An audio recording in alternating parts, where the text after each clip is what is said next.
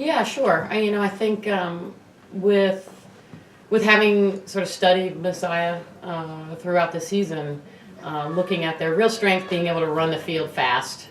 And a lot of teams that they play, you notice, especially yesterday too, they were a much better team than Keene State yesterday, so they're really slicing through like a hot knife through butter. So, one of our messages was, to kill the middle of the field, to force them to go around, make their possessions as long as possible, and down-tempo them so that we can, double up on them in the corners. And much of the game, especially as the game wore on, we did a good job with that. We were better body control defensively. We really were killing the middle. We were intercepting in the middle quite a bit. So the preparation really was to force them into a tempo that they didn't want, that they didn't really like, and that doesn't feel like them. So we've come from behind before. We're a team that's not scared of being in a deficit situation. So it's just keeping the passion of the game alive, and just continuing to talk to each other, continuing to support one another, and to say, come on guys, we can do this, keep going.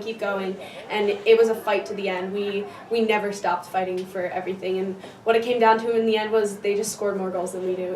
It was a great game. And we really fought to the end, and I'm really proud. Well, we knew Messiah's corners could be, and ended up being, fairly deadly. So we practiced Messiah's offensive corners. We practiced that offensive lift that was the second goal, and practiced the right post tip that was the third goal. And really today, Messiah just executed so well that we couldn't prevent it. Those were really excellent goals. And my approach is just really trust my forward players in front of me and stop what I can. Yeah, we actually pulled Emily and our center back, so we were able to go plus two way up front, and you don't have a lot of time to say a lot. I think the message is clear. We need to outnumber them in the high spaces and make sure that we can get our circle entries, and we did that. I think we did all the things that pulling Emily, pulling Caroline set us up to be able to do. We missed some balls in front of the cage. We were a little bit out of balance filling the circle, so there were some gaps. They were able to win the ball and outlet on the other side. Turning the ball over, allowed them to ice the game with an extra goal. And I think one of the important things that our younger players learn here today is the cost of a turnover, or the cost of a stick up in the air rather than on the ground, or the cost of a tackle from behind that gives up a penalty corner.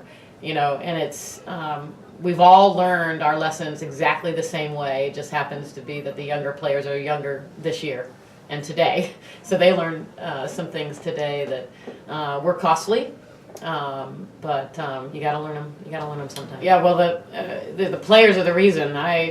We just had a long circle up and huddle about the senior class this year, of which Emily is a member, and the conviction that they show day in and day out.